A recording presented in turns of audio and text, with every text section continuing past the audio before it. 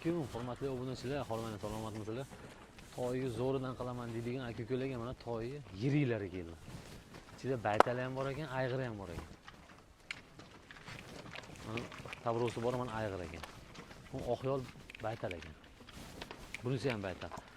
Xo'p, bularni yoshiga keladigan bo'lsak, rosa 3 yoshar bo'pti. Hozir ayg'irga qo'ysangni, o'zingni xohlaganday bolani beradi bahorda. Bu ham baytal. Ikkita burul mana baytal. Yoshlari 3 yoshar ekan. Jonivor. Ko'rdingizmi? Bu toy ekan. Bu yoshi 1,5 yosh, 2 yosh atrofida dedilar. Ikkita toy aralashib qolibdi. Mana bittasi. Mana bu ham 1,5 yosh, 2 yosh atrofida.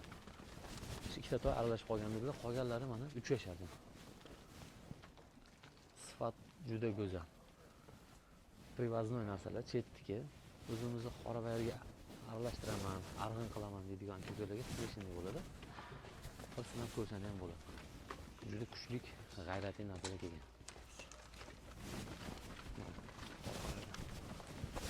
Telefon nomeri bo'ladi. Borjon aka telefon nomerini ekranga qo'yaman. Aloqaga chiqib savdolashib ko'rasizlar. Eng qizig'i bularning narxida bo'ladi. Narxi kiloga qo'yib beriladi, hisobingga chiqmasa. Masalan, shuni baho qilsangni bozorda shuncha deyilsa, bu yerda undan ham arzon bo'ladi. Sababi kiloga qo'yib beriladi.